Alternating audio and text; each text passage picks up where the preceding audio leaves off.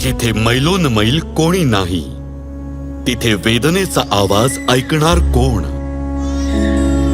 दंतेवाडा येथील समर्पित दाम्पत्य डॉक्टर रामचंद्र गोडबोले आणि श्रीमती सुनीता गोडबोले, पद्मश्री 2026.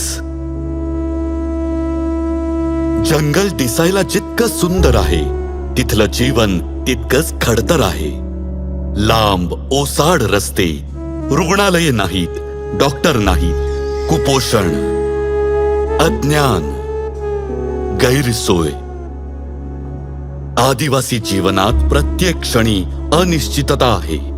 अशा परिस्थितीत महाराष्ट्रातून दोघे जण एकच संकल्प घेऊन आले.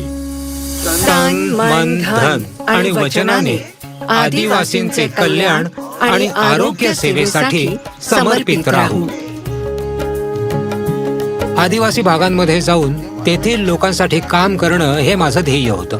त्यांना आरोग्य सेवा मिळवणं किती कठीण आहे हे पाहिल्यानंतर माझ्या लक्षात आलं की आदिवासी भागामध्ये थोडंसं ज्ञान सुद्धा कोणाचा तरी जीव वाचवू शकते. जेव्हा मला याची जाणीव झाली तेव्हा त्यातूनच मला या कामाची जास्त प्रेरणा मिळाली. या दाम्पत्याने आपलं सुखी जीवन सोडून आदिवासींचं कल्याण हेच आपलं ध्येय बनवलं.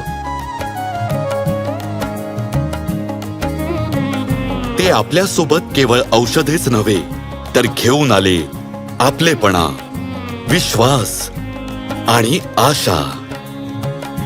मानवता हाच मुख्य धर्म आहे. तुम्हाला काम करायचं असेल, सेवा करायची असेल तर हृदयात माणुसकीची भावना असली पाहिजे. आपल्या वनवासी आदिवासी समाजात जे दुर्बळ आहेत त्यांना मदत करणं हे आपलं कर्तव्यच आहे. गेल्या कित्येक दशकांपासून त्यांनी हजारो आदिवासी आणि त्यांच्या कुटुंबियांना मोफत वैद्यकीय उपचार पुरवले.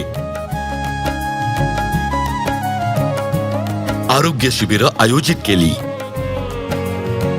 त्यांनी कुपोषणाचं रूपांतर पोषणात केलं.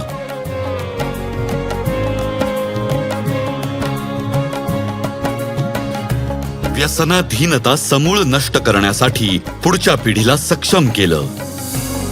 मैं गुटखा, तंबाकू, शराब इनका सेवन कभी नहीं करूंगा.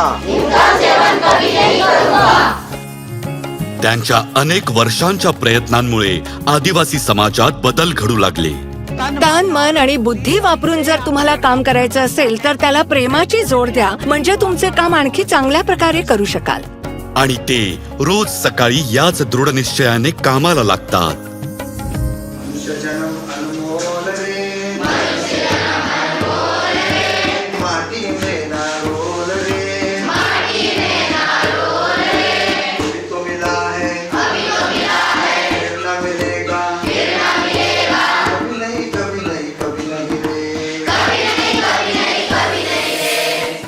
डॉक्टर रामचंद्र गोडबोले आणि सौ सुनीता गोडबोले, पद्मश्री 2026. कोटी कोटी नमन.